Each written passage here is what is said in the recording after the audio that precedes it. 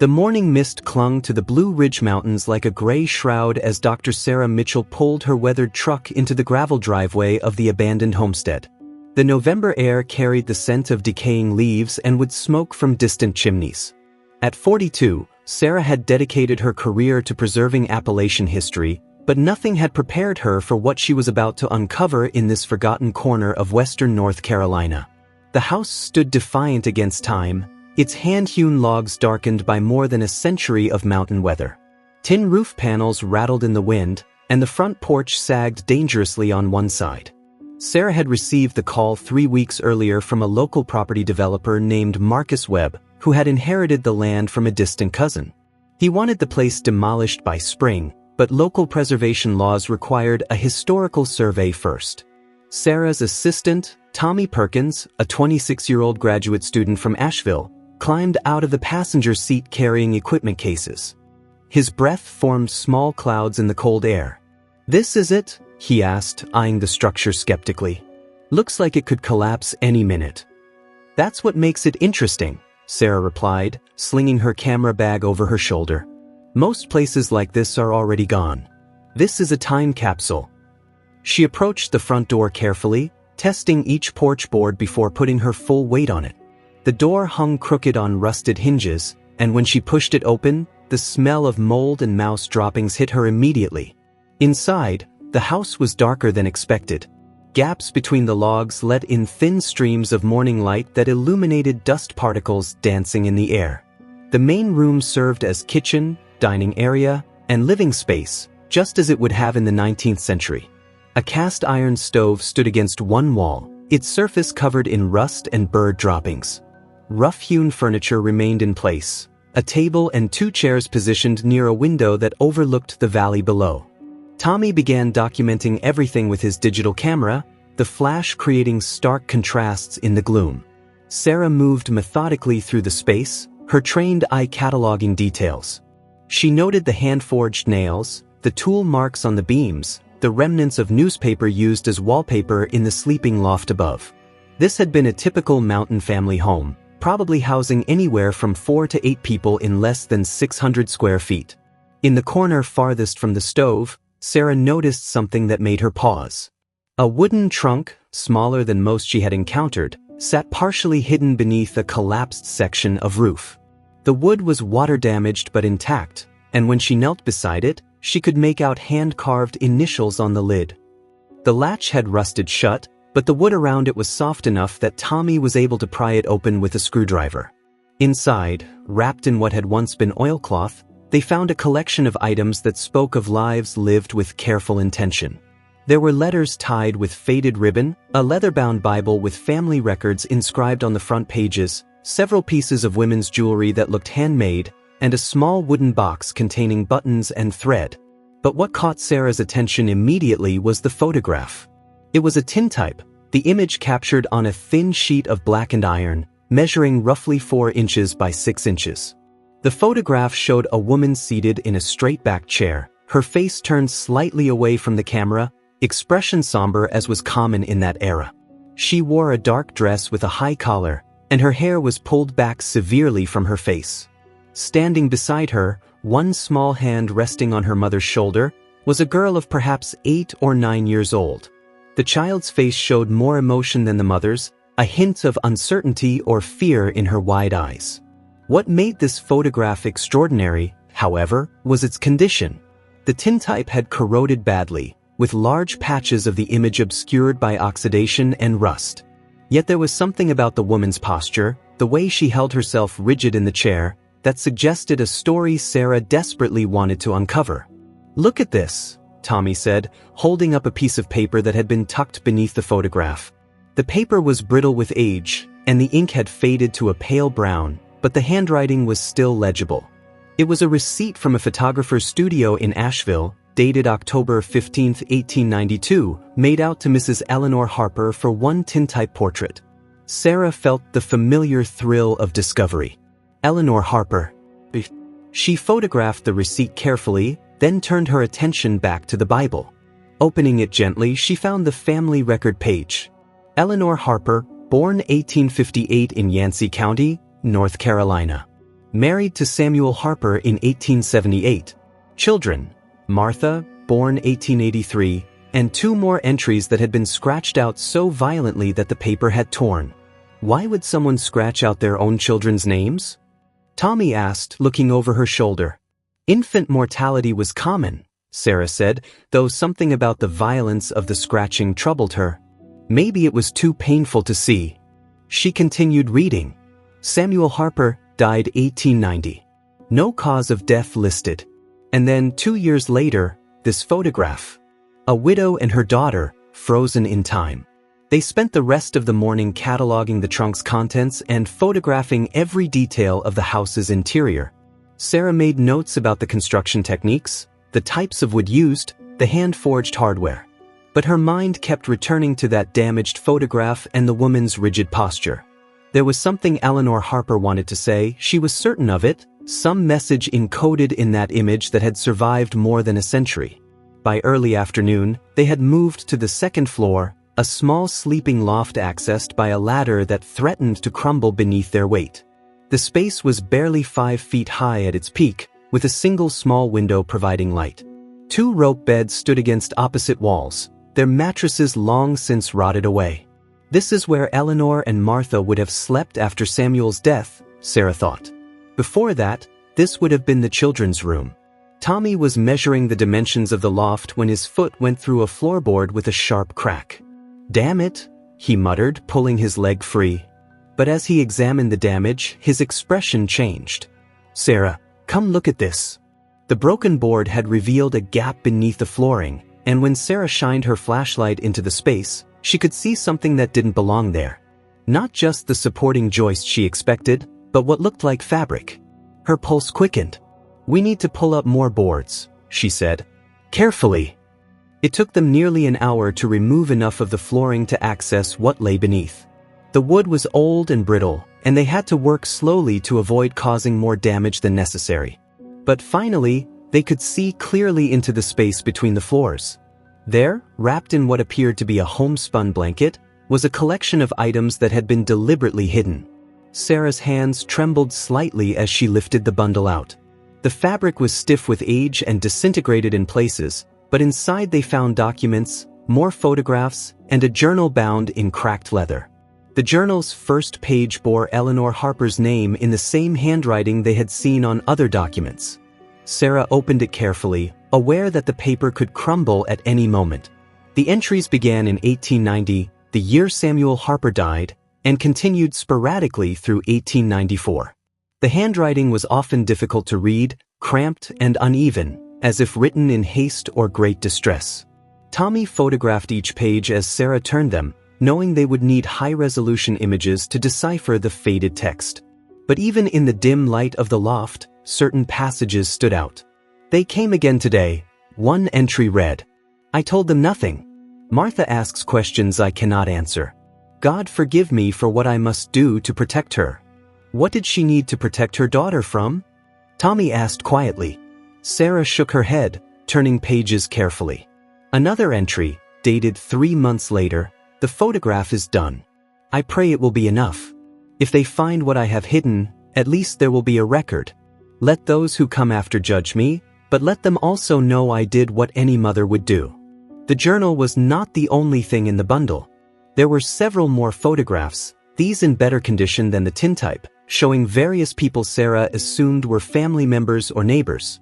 There were also official-looking documents, including what appeared to be a birth certificate, several letters sealed with wax, and a small leather pouch that contained a shocking amount of money for a mountain widow to possess, nearly $200 in bills and coins from the 1890s. But the most disturbing discovery was a newspaper clipping, carefully folded and preserved, from the Asheville Citizen dated November 1890. The headline read, "Mountain Mining Disaster Claims 15 Lives. Explosion at Harper Creek Silver Mine Leaves Families Devastated." Sarah scanned the article quickly. A methane gas explosion had killed most of the men working a small silver mine in the mountains above Burnsville. Among the dead was Samuel Harper, age 35, leaving behind a wife and children. Except the article listed Samuel Harper as leaving behind a wife and 3 children, not one. What happened to the other 2 children whose names were scratched from the Bible? As Sarah continued examining the documents, her phone rang, startling both of them in the quiet loft. It was Marcus Webb, the property owner. "Dr. Mitchell? Just checking on your progress. I've got buyers interested in the land, and they want to move quickly." "Mr. Webb, I need more time," Sarah said. "We've found some significant historical materials that require proper documentation and preservation." There was a pause on the other end. "How much time are we talking about?" "At least 2 more weeks. Maybe 3. "I can give you 1 week," Webb said. "After that, the demolition crew comes in whether you're done or not. I've been patient, but I have business considerations." After he hung up, Sarah sat back on her heels, looking at the collection of items spread around them. 1 week to uncover a story that had been deliberately hidden for more than a century. It wasn't enough time, but it would have to be. "We need to get this photograph restored," she said, carefully placing the damaged tintype in a protective sleeve. "There's something in this image that Eleanor wanted preserved. I can feel it." Tommy nodded, packing their equipment. "I know a guy in Asheville who does restoration work. He's expensive, but he's good." "Set it up," Sarah said. "And I want high-resolution scans of every document we found. We're going to figure out what Eleanor Harper was hiding and why it mattered so much that she destroyed her own floor to conceal it." As they carried the trunk and its contents down to the truck, Sarah took one last look at the house. In the fading afternoon light, it looked even more fragile, a structure that had outlived its purpose and was ready to collapse. But it had held its secrets well.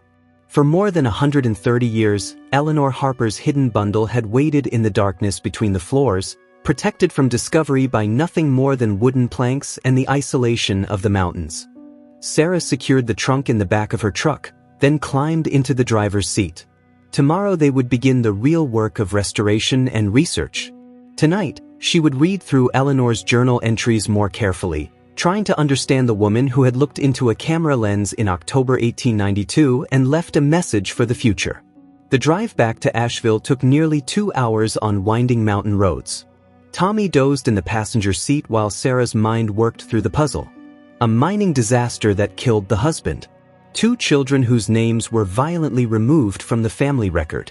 A journal filled with cryptic warnings about protecting a daughter. And enough money hidden away to raise serious questions about how a widow in the impoverished Appalachian mountains of the 1890s came to possess such wealth.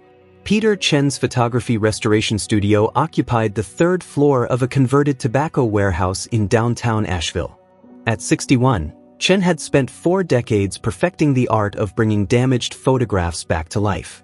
He was expensive, as Tommy had warned, but when Sarah laid the corroded tintype on his workbench, his eyes lit up with the enthusiasm of a true craftsman encountering a worthy challenge.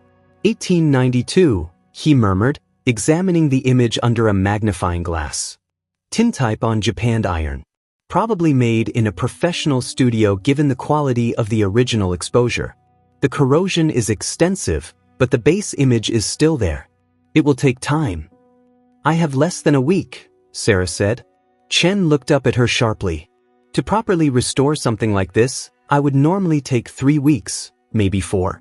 Rush jobs risk permanent damage." "I understand, but the building where we found this is being demolished. If there's anything in this image that can help us understand the context, I need to see it before that happens." Chen studied the photograph again, his expression thoughtful. "There is something unusual about this image," he said. "See here, the way the woman is positioned? The angle of the camera, the lighting? Professional photographers of that era followed very specific conventions. This image breaks several of those rules." "What do you mean?" Tommy asked. "The subject is not centered. She is turned slightly away from the camera, which was uncommon in formal portraits. And look at her hands." Chen pointed to the woman's hands, barely visible in the corroded image. "They are positioned in an unnatural way, almost as if she is pointing at something." Sarah leaned closer, her heart beating faster. "Can you restore enough detail to see what she might be pointing at?" "I can try. Give me 3 days.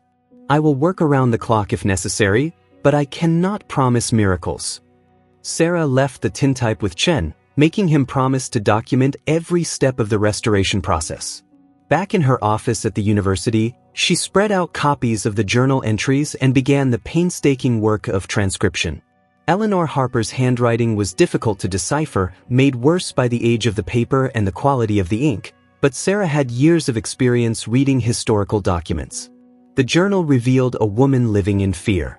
The early entries from late 1890, shortly after Samuel's death, were relatively straightforward, documenting the struggles of a widow trying to survive in the mountains with limited resources. Eleanor wrote about trading eggs for flour, about mending clothes until they fell apart, about the constant worry of keeping her daughter fed through the winter. But by spring of 1891, the tone changed. Mr. Dalton came again today, one entry read. He says he has legal authority to search the property. I showed him nothing. He grows more insistent with each visit. I do not know how long I can refuse him. Sarah made notes. Who was Mr. Dalton? What was he searching for? She pulled out her laptop and began researching, starting with the mining disaster that killed Samuel Harper. The Asheville newspapers from late 1890 provided more details about the explosion at Harper Creek Silver Mine. The mine had been a small operation, started by a group of local men who had pooled their resources after hearing rumors of silver deposits in the mountains. The mine had produced modest amounts of silver for nearly 2 years before the disaster. But the newspaper articles raised more questions than they answered. There were hints of conflict between the miners and the mine's financial backers, suggestions of disputed ownership, and references to irregularities in accounting that had been under investigation before the explosion occurred. One article mentioned specifically that Samuel Harper had been the mine foreman and had been keeping the company books. His body had been found near the mine office, along with those of 2 other miners. The article noted that several important documents were destroyed in the fire that followed the explosion, complicating efforts to settle the mine's financial affairs. Sarah sat back, pieces of the puzzle beginning to form a picture. Samuel Harper kept the books. Documents were destroyed. Shortly after his death, someone named Dalton began pressuring his widow. And Eleanor had enough money hidden away to support herself and her daughter for years. She returned to the journal. An entry from June 1891. I have made my decision. The money belongs to Martha now, her inheritance from her father's labor. I will not let them take it from her. I have found a place where it will be safe, where only someone who truly understands can find it. The photograph will be the key. The photograph will be the key, Sarah repeated aloud. She pulled out the photographs they had found beneath the floorboards, examining each one carefully. Most were simple family portraits or images of the homestead, but one photograph caught her attention. It showed the interior of the house, taken from the doorway looking toward the far corner. The image was faded and difficult to make out details, but Sarah could see the cast iron stove, a table, and against the far wall, what looked like the trunk where they had found Eleanor's possessions.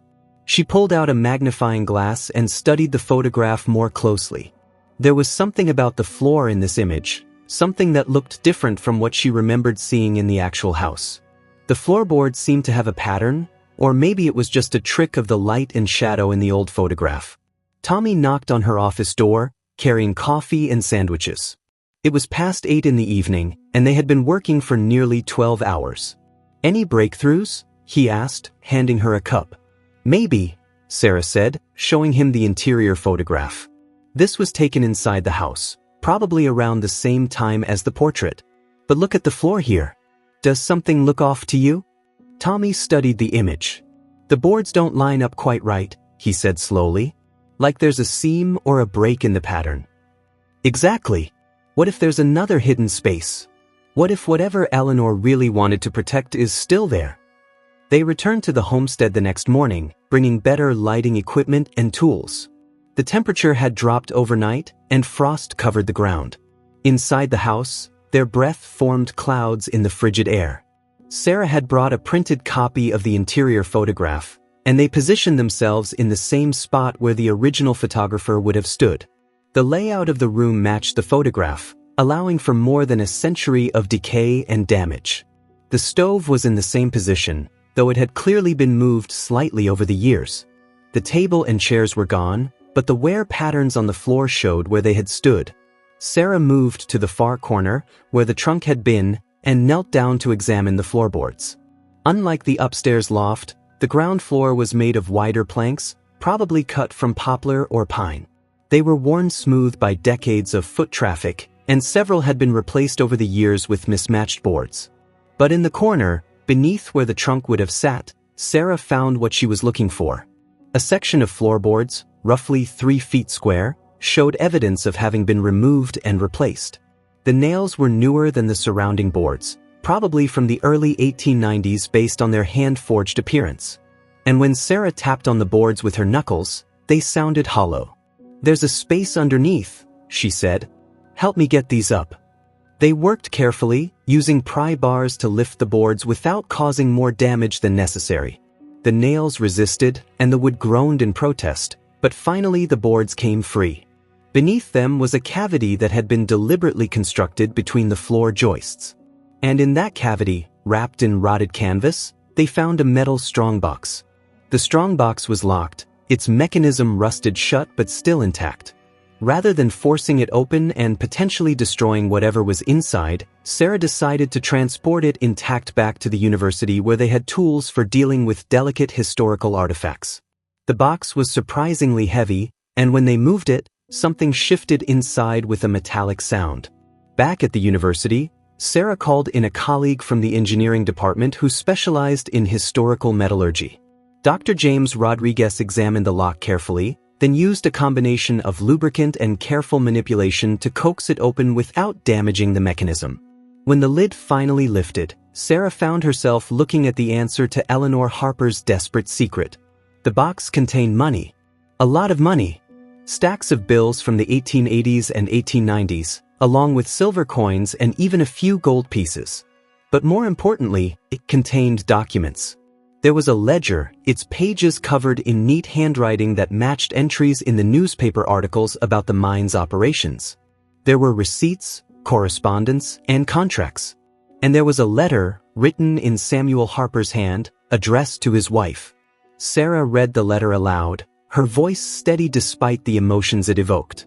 Samuel Harper had discovered that the mine's owners had been systematically cheating the miners out of their share of the silver. As foreman and bookkeeper, he had kept careful records of the ore they extracted and the prices it fetched. He had documentation proving that the owners, led by a man named Charles Dalton, had diverted thousands of dollars that should have been paid to the miners as their share of the profits. "I have confronted Mr. Dalton," Samuel wrote, "and he has threatened me.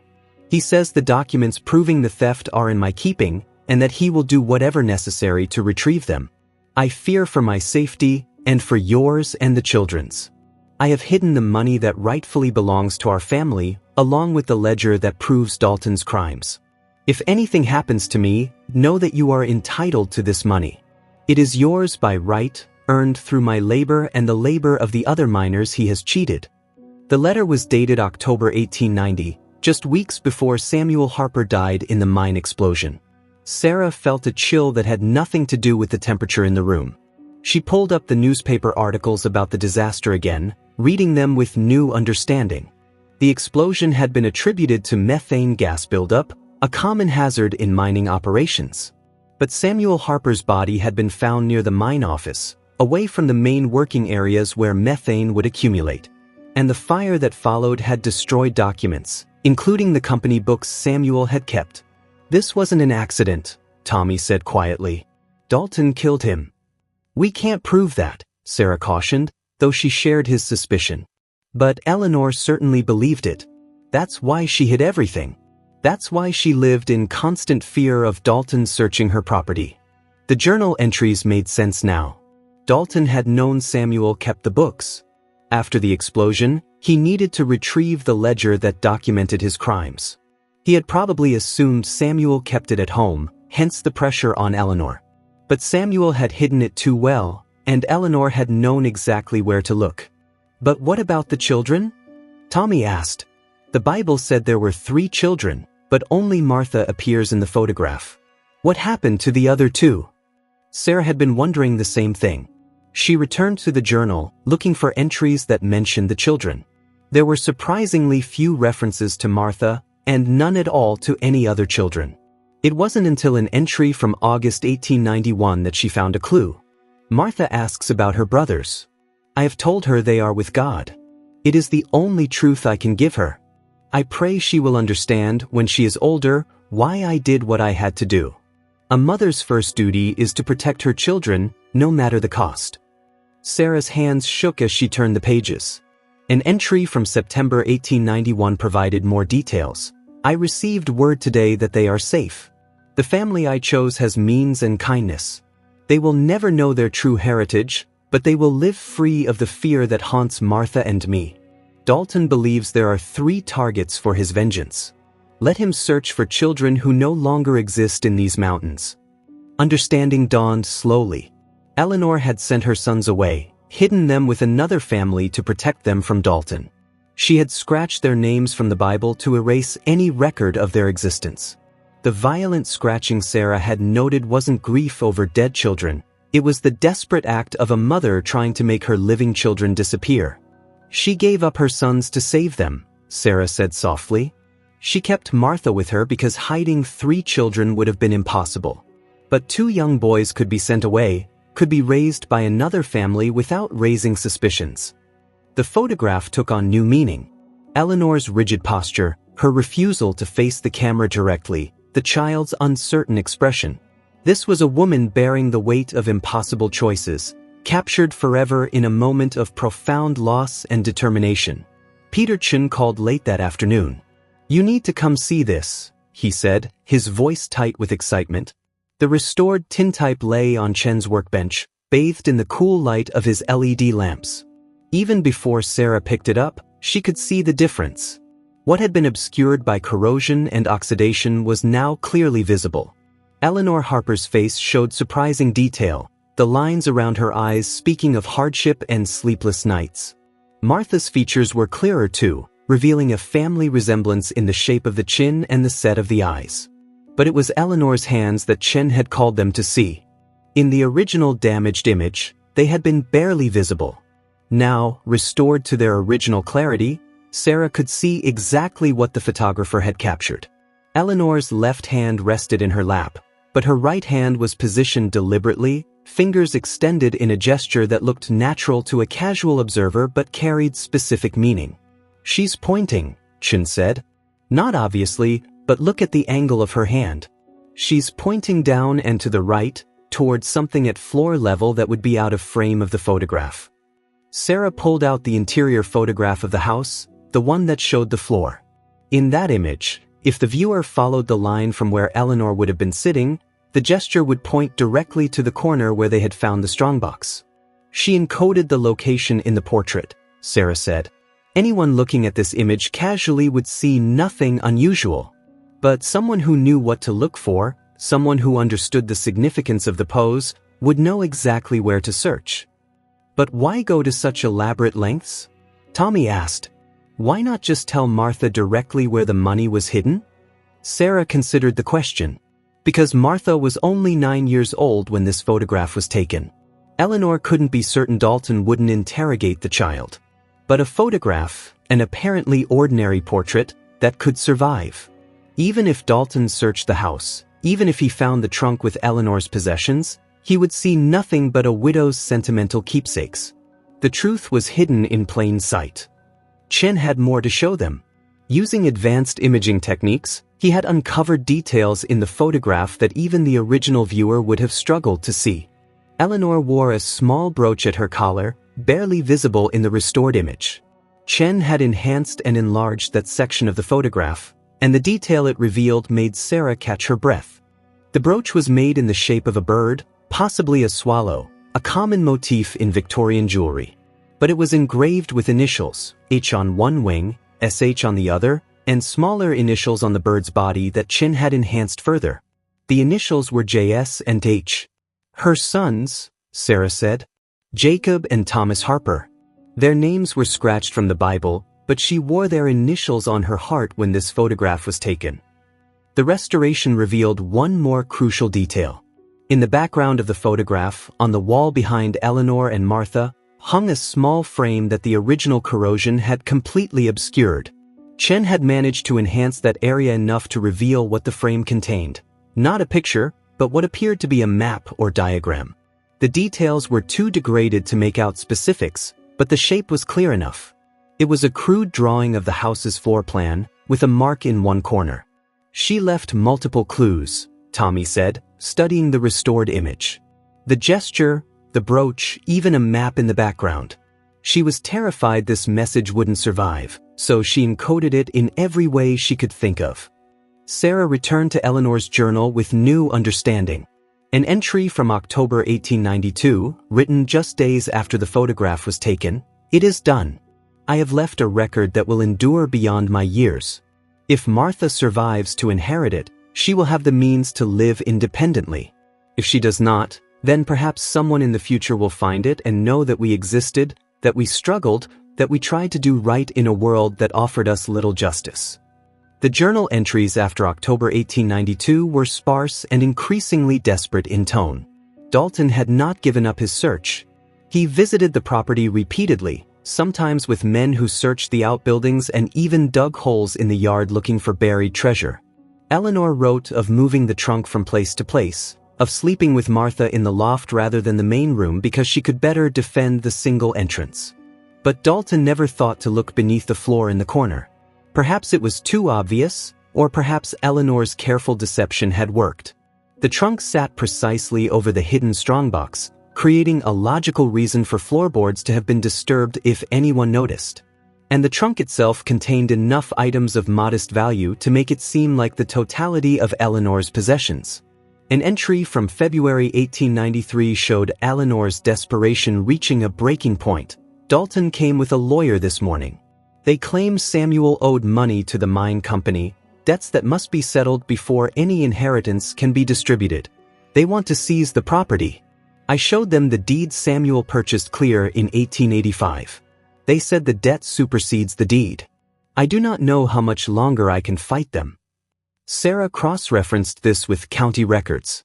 In March 1893, Charles Dalton had indeed filed a claim against Eleanor Harper's property, alleging that Samuel Harper owed the mine company $800 at the time of his death.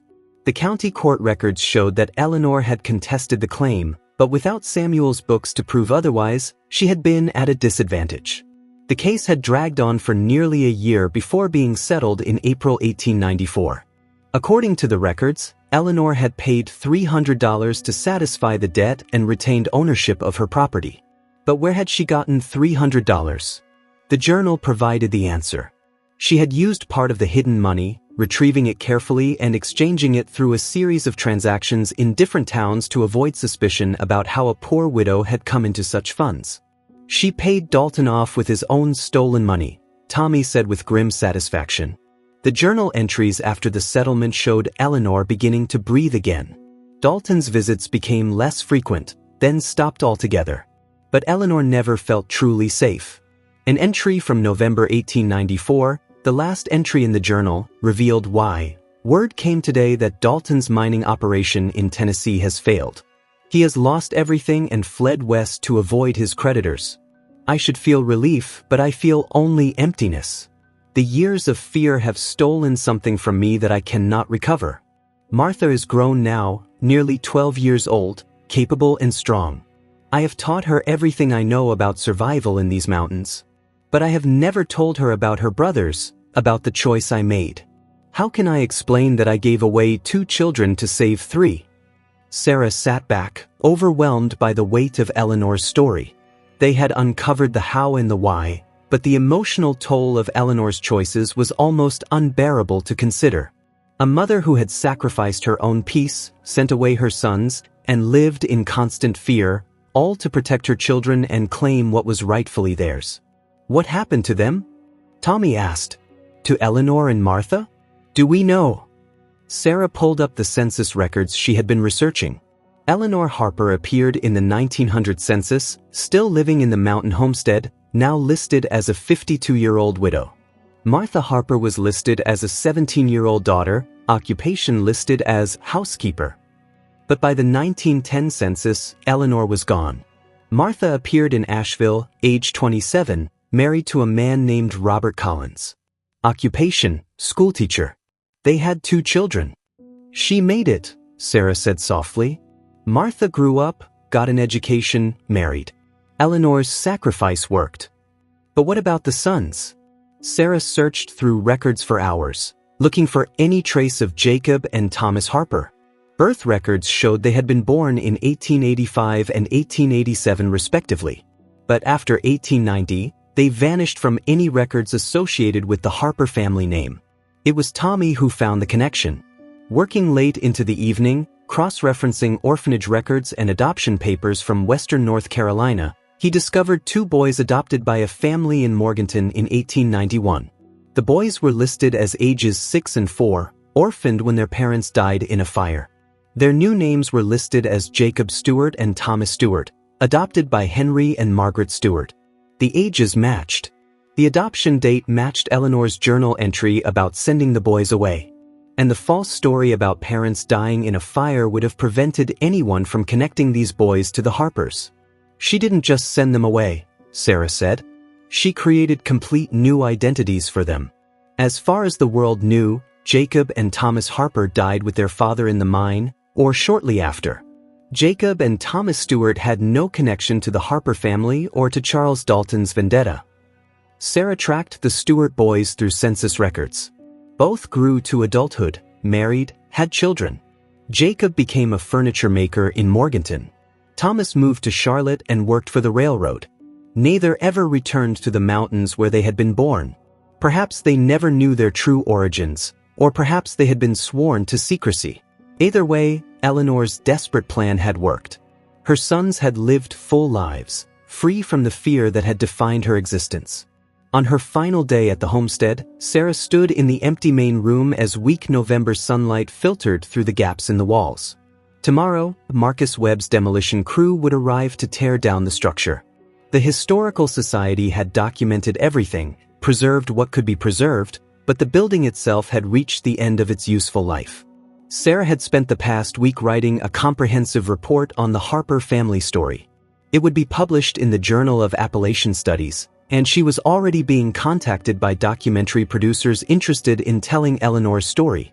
The tintype, now fully restored, would be displayed in the Appalachian History Museum in Boone, along with the journal, the ledger, and the other artifacts they had discovered. But there was one piece of the story she hadn't shared with anyone except Tommy, one detail that changed everything. In the strongbox, beneath the money and documents, they had found one more item, a letter addressed to Martha Harper, sealed with wax and marked, to be opened on your 21st birthday. Working with museum conservators, they had carefully opened the letter. Inside, Eleanor had written the full truth about her sons, about what she had done and why. She had explained about the stolen money, about Dalton's threats, about the impossible choice she had faced. And at the end of the letter, she had included information about where the boys had been sent and their new names. "I pray you will forgive me," Eleanor had written. "I pray you will understand that everything I did was done for love. Your brothers are alive and well, raised by good people who will give them opportunities we could never provide. When you are old enough, when it is safe, you may search for them if you wish. But know this, my darling girl, they are lost to us now. We must let them go. We must allow them to live the lives we gave them, free from the shadow of your father's death and the greed that caused it." Sarah had found no evidence that Martha had ever contacted her brothers. Perhaps she had respected her mother's wishes to let them live their new lives undisturbed. Perhaps she had been afraid that revealing the truth might somehow put them in danger even decades later. Or perhaps the gap of years and distance had simply been too great to bridge. Martha Harper Collins had lived until 1968, dying at age 85 in Asheville. Her obituary listed 2 children, 5 grandchildren, and a long career as an elementary school teacher. There was no mention of brothers, no hint of the dramatic story that had shaped her childhood. She had kept her mother's secrets. Tommy arrived with coffee and the final set of photographs he had taken for the archive. "You really think she never told anyone?" he asked, following Sarah's train of thought. "Would you?" Sarah replied. Martha was 9 years old when her brothers disappeared. By the time she was old enough to understand the full story, they had been gone for over a decade. They had new families, new identities, new lives. What would be gained by revealing the truth? Closure, Tommy suggested. Understanding. Or pain, Sarah countered. Imagine being told in your 20s or 30s that your entire childhood was a lie, that you had a family you never knew about, that your mother wasn't your mother. Eleanor gave her sons a gift by hiding them. Martha honored that gift by staying silent. They walked through the house one last time, Sarah's trained eye noting details she had missed before. The careful construction that had kept the building standing for over a century. The wear patterns on the floor that showed where Eleanor and Martha had walked most often. The soot stains above the stove where thousands of meals had been cooked. Each mark and scar told a story of lives lived, of hardship endured, of small moments of joy and large measures of sorrow. In the loft, Sarah stood where they had found the hidden bundle beneath the floorboards. Eleanor had been clever, hiding her secrets in the children's sleeping area where Dalton, as a man of his era, would have been less likely to search thoroughly. Even if he had found the trunk in the main room, he would have stopped there, satisfied that he had found Eleanor's hiding place. But Eleanor had understood something crucial about survival in a world that gave women few options and less power. She had understood that the obvious answer was never the whole truth, that the surface story was never the only story, and that sometimes the most important things had to be hidden in order to be preserved. Sarah's phone rang. It was Dr. Catherine Wells, a genealogist from the university who had been helping trace the Harper family lines. "I found something you need to know about," Wells said. "I've been working through Martha Harper's descendants, and you won't believe who I found." 20 minutes later, Sarah was on her laptop, looking at the family tree Wells had constructed. Martha Harper had married Robert Collins in 1903. They had 2 children, including a daughter named Eleanor, clearly named after her grandmother.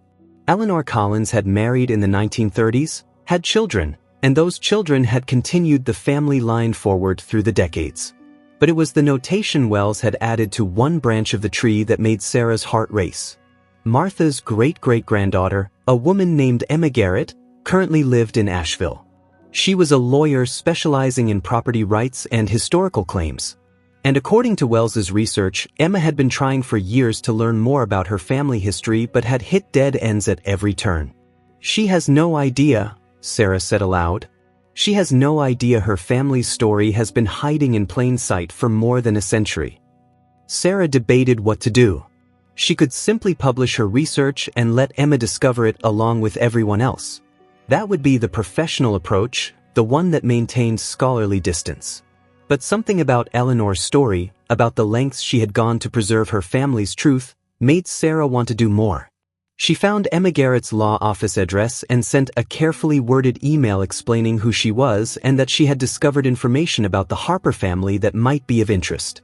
She included no details, just an invitation to meet. Within an hour, Emma had responded, "I can be at your office in 30 minutes." Emma Garrett was 34 years old, with dark hair and intense eyes that Sarah immediately recognized from the restored tintype. She had Eleanor Harper's cheekbones and Martha's determined chin. She sat across from Sarah's desk, hands folded tightly in her lap, clearly nervous about what she was going to hear. "My grandmother used to tell me stories," Emma said, "about her grandmother Martha, who raised her after her own mother died young. Martha told her there were secrets in the family, important things that couldn't be talked about but needed to be remembered. But Martha died before she could explain what she meant. I've been trying to piece together our family history ever since." Sarah opened the file containing the restored photograph. She placed it on the desk where Emma could see it. "This is your great-great-great-grandmother Eleanor Harper and her daughter Martha." The photograph was taken in October 1892. Emma stared at the image, her hand moving unconsciously to touch the woman's face. "I've never seen any photographs from that far back," she whispered. "We had a house fire in the 1950s that destroyed most of the family papers and pictures." "Emma," Sarah said gently, "I need to prepare you. What I'm about to tell you involves some difficult history. Your family survived incredible hardship, and they made choices that were necessary for survival but carried heavy costs." Over the next 2 hours, Sarah told Emma everything. The mine disaster that killed Samuel Harper, Charles Dalton's theft and threats, Eleanor's decision to hide her sons. The money concealed beneath the floorboards. The coded messages in the photograph. Martha's choice to honor her mother's secrets by never revealing them. Emma listened without interrupting, tears streaming down her face. When Sarah finished, there was a long silence. Finally, Emma spoke. My grandmother told me Martha used to say that sometimes love means letting go, even when every part of you wants to hold on. I never understood what she meant. Now I do. There's more, Sarah said. She showed Emma the research on the Stewart family. Eleanor didn't just send her sons away. She made sure they went to a good family, people who would love them and give them opportunities. And her plan worked. Both boys lived full, successful lives. Emma pulled out her phone and began taking notes, her lawyer's mind already working. Do you know if there are any living descendants of Jacob and Thomas Stewart? Any family members who might not know about their Harper heritage? I haven't had time to trace all the lines, Sarah admitted. But yes, there are almost certainly Stewart descendants who have no idea they're related to the Harpers. Would it be wrong to tell them? Emma asked. Eleanor went to such lengths to hide them. Martha kept the secret. Who am I to reveal it now, more than a century later? It was the same question Sarah had been wrestling with.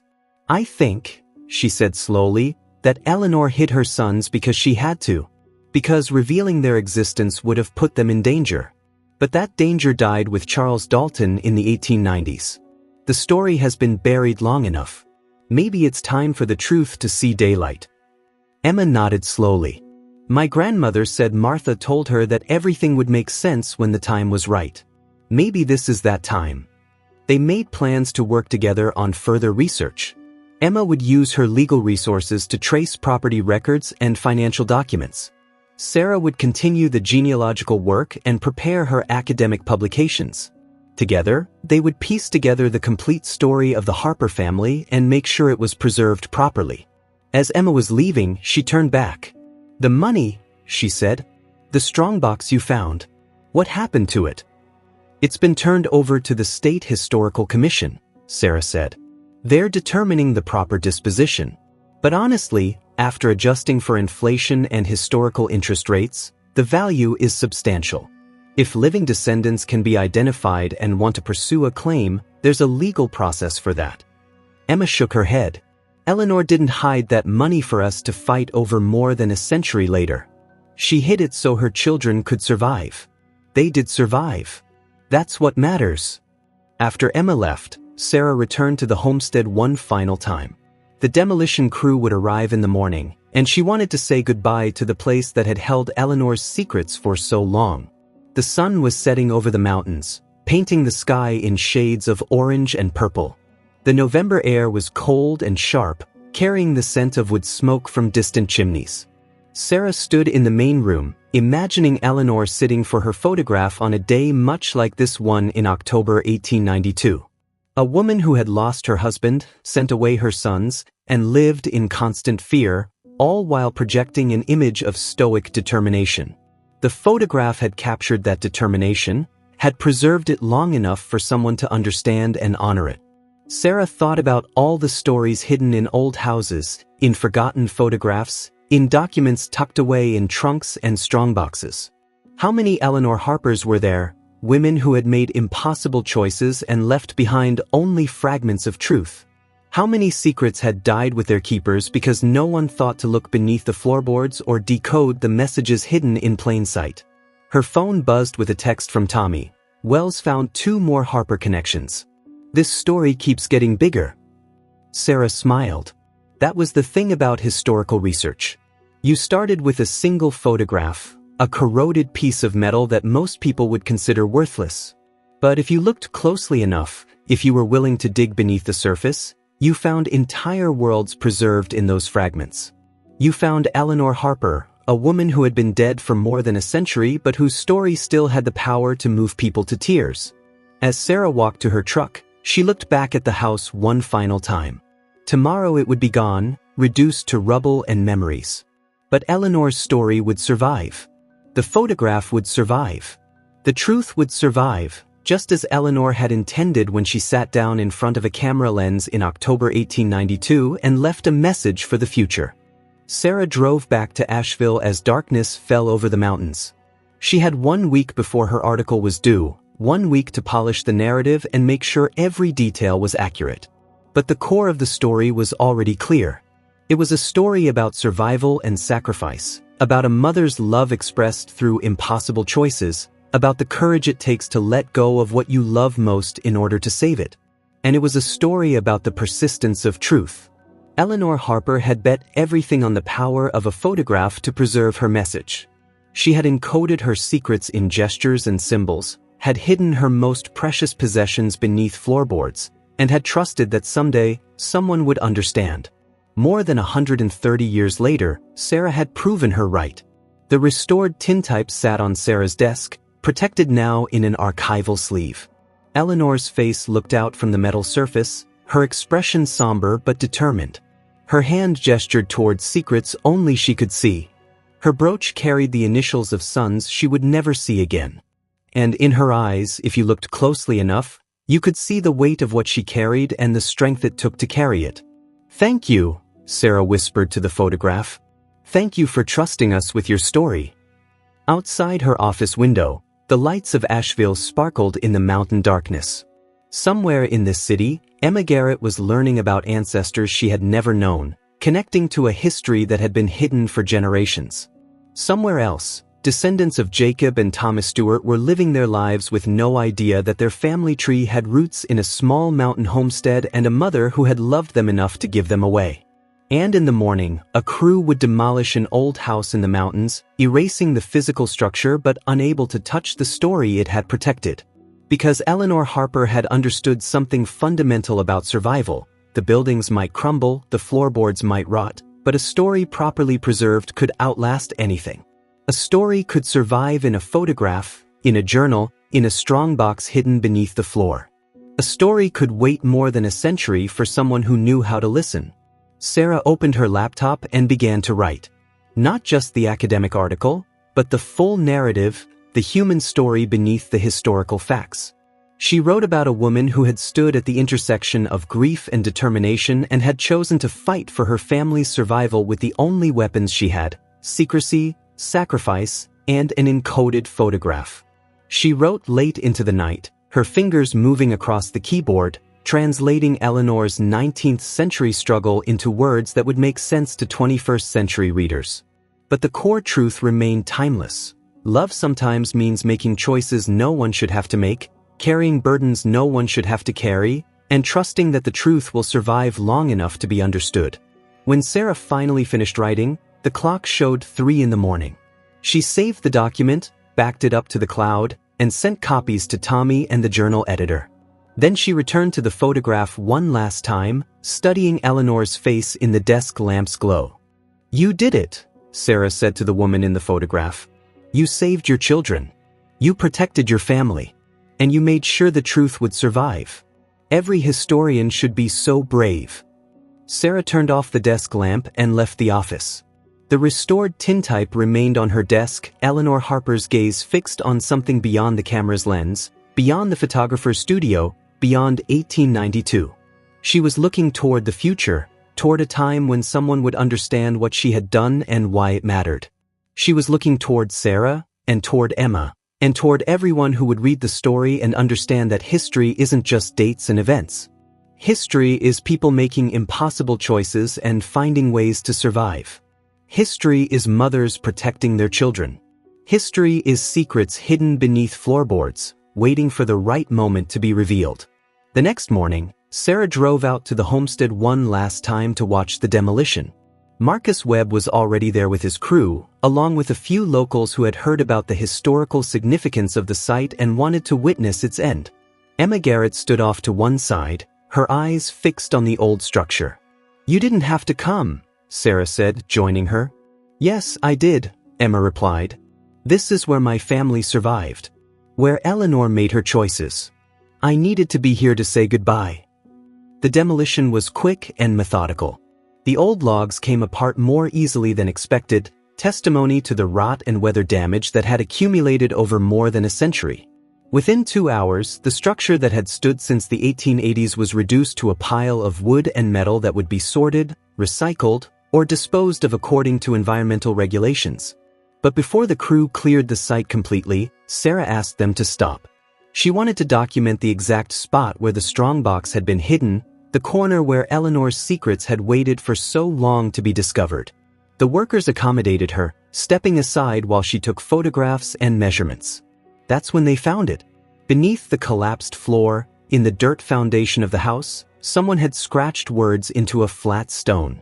The stone had been positioned directly under where the strongbox would have sat, invisible unless you knew exactly where to look. Sarah knelt beside the stone, brushing away dirt to reveal the carved message. Truth buried, truth preserved, truth revealed. For my children and their children, that they may know we lived with courage. Ditch 1893.